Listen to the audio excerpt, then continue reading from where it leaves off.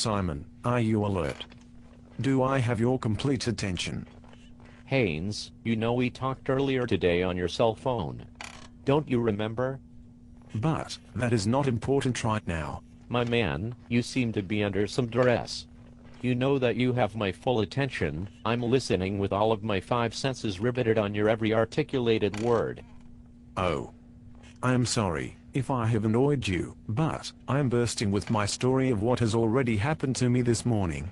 Simon, don't you hate it when you were going down the highway and... Is this the highway of life? No way. Way? No way. Way? No way, my snickering cohort. I am speaking of a normal highway. I was cruising down the expressway in my Mercedes-Benz C.63 AMG, listening to Rod Stewart's Great American Songbook, Volume 2. You must be suffering from hearing loss in your old age, or you couldn't find Rod Stewart's music to be tolerable. Have you had your hearing tested lately? I will ignore the critical critic in the room, and I will continue my story.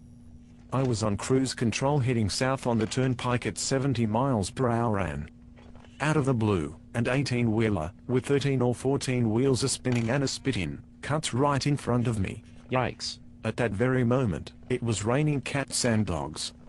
And all of these monstrous, retreaded tires start slinging mud and sludge all across my windshield. A real Godzilla-like monstrous mudslinger. I am sorry, it's hard to explain what has come over me. But I am still feeling a bit disheveled. Let me recap what you have said up to this point. Haynes finds himself precariously with mud in his face going down the highway of life. Right? Will you get serious? Sometimes your levity is, well, it's downright maddening. Okay, my man. Let's hear the rest of the story. I will curb myself and lie back in the weeds for a few minutes. Finally, we can get back to my story. Simon, can't you see that this experience has frazzled me? All right, please pull yourself together. Brace up, my disheveled friend. As I was saying. So there I was with mud about a half a foot deep. Mucked and caked on my windshield. My speedometer signaled that I was going 70 miles per hour and I could not tell where I was going. Did you say not know where you were going? You are quite familiar with this feeling, right? I will choose to ignore your impish-like quips.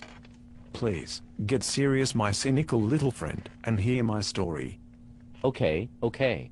I will do my best to stifle my impish qualities. The windshield wiper blades and the windshield washer on my Mercedes are highly advanced. They are a marvel of modern engineering, but they could not remove the mud and sludge that was continually being slung at me from the huge tires of the semi. Sounds quite dangerous. Haynes, my man, you were truly in a perilous position. You bet your life. It was hit and miss. For a few moments I had the sensation of falling. I felt like I was going over the cliff of insanity. Did you finally get a grip on yourself? Yes, I pushed my panic back. I kept quite cool, considering the circumstances. I pulled over to the shoulder of the highway and applied the brakes with great care. The Mercedes anti-lock brake system kicked in, but there was so much mud and water that I must have hydroplaned and the car seemed to spin a full 360 degrees. Oh my, I had no idea that you were really at such a high risk. I finally came to a complete stop. The rain was battering down upon the hood of the Mercedes. Steam was rising into the air off of the hood. The windshield wipers were now working. Flip, flop, flip, flop. Flip, flop. Simon, for a few moments I felt like I was trapped in a terrifying horror movie. Surely, some sort of panic must have ensued? I remember taking a deep breath, and miraculously my windshield was now clear. After a few moments, I feathered the gas pedal ever so lightly, and now I was slowly on my way again, but I still had this strange feeling. I felt like I had escaped from something. Haynes, maybe you escaped from your own imminent death. Maybe it was a brush with death that put me off of my game. I am not sure. In a way, I still felt a bit lost, like I didn't know where I was headed. That feeling is still haunting me even now. I'm truly sorry, my man. You really have been through a serious ordeal. But I survived. I'm a survivor and I'm here to tell you my story. Is it at this point in your story that you called me on your cell phone? Exactly, that is when I called you on my new smartphone, but there is no app for this extremely rare situation. I remember saying, Haynes, be careful out there, it's pouring cats and dogs, and there is a report on the radio that there is a madman driving the wrong way on the freeway. And I said, Simon. One idiot? Who are you kidding? Hell. There are hundreds of them.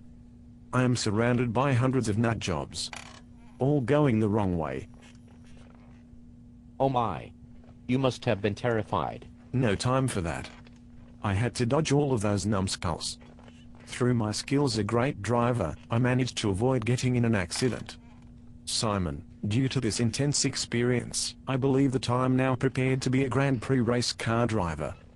At least it feels that way. Can you remember, how did you get turned around? I mean, you were going in the wrong direction? Me? Are you talking to me? I wasn't going in the wrong direction. My smartphone's app was telling me what to do. I had lost that blasted 18-wheeler. I was happy that he was nowhere to be found. Yes, Haynes, that was good, but... The smartphone app must have been giving me the shortest route to here, to our office building. And, Simon, relative to my position, everyone else was going the wrong way. I suppose that is your story and you are sticking to it. That is my final answer. Simon. Who gets to decide what is the right way and the wrong way?